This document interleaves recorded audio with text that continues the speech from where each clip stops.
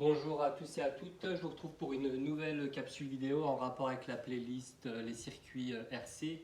Donc dans cette capsule vidéo, il s'agira essentiellement de rappels, des rappels qui concernent la loi des tensions, appelée aussi la loi des mailles, et la loi des intensités, qu'on appelle aussi la loi des nœuds.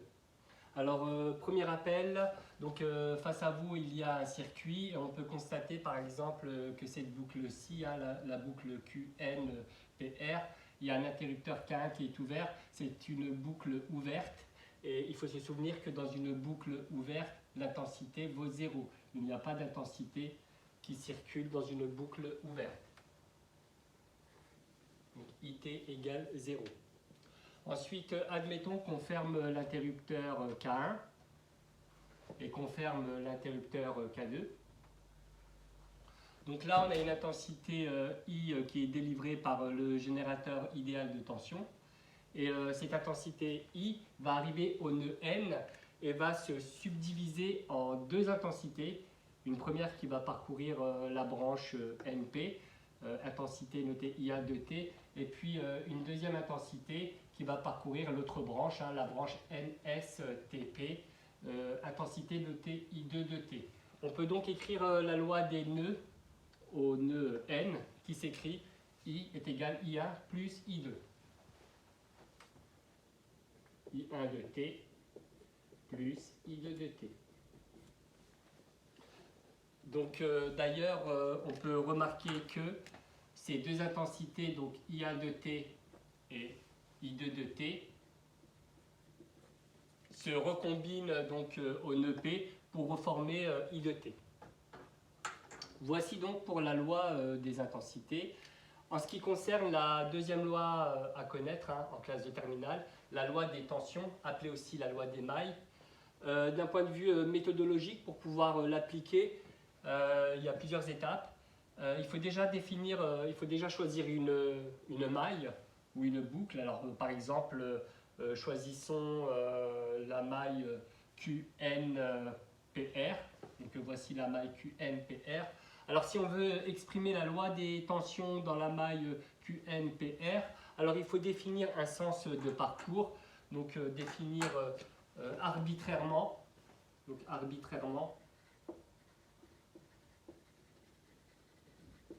un sens de parcours de la maille. Donc, par exemple, pour la maille QNPR, je vais définir positivement ce sens-là, le sens de parcours.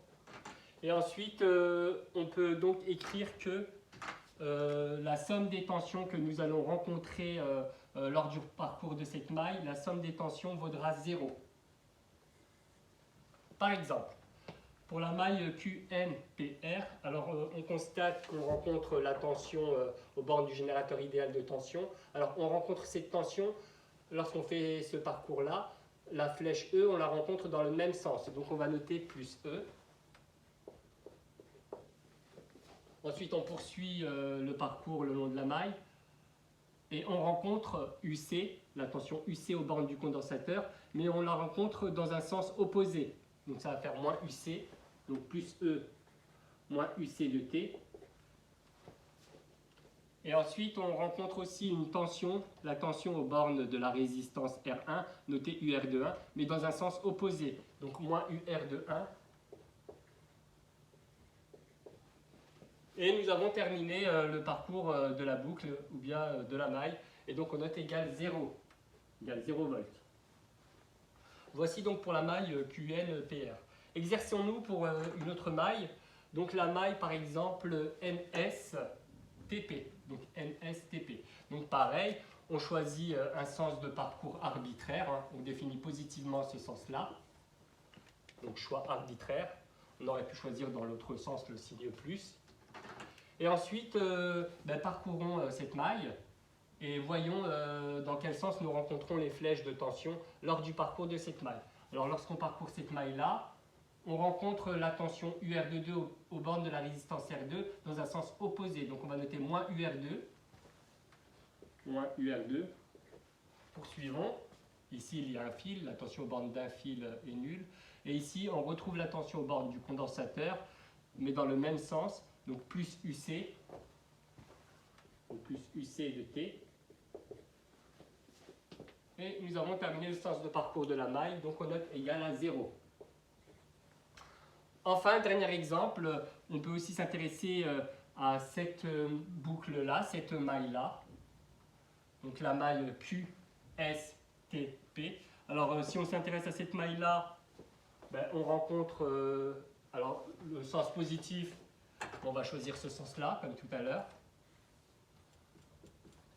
Donc dans le sens horaire. Alors on rencontre la tension aux bandes du générateur idéal de tension dans le même sens, donc plus E. Ensuite un fil, la tension aux bandes d'un fil est nulle. On rencontre la tension aux bandes de la résistance R2, donc dans un sens opposé, donc moins UR2. Poursuivons la tension aux bandes d'un fil. Et enfin la tension aux bornes de la résistance R1 dans un sens opposé, donc moins UR1 égale 0. Donc voici qu'à travers cet exemple, on a pu effectuer quelques rappels donc, concernant la loi des intensités, appelée la loi des nœuds, et aussi la loi des tensions, qu'on appelle la loi des mailles. Ben, je vous remercie de m'avoir suivi durant cette capsule vidéo, et je vous retrouve pour une prochaine capsule vidéo. Merci bien, au revoir.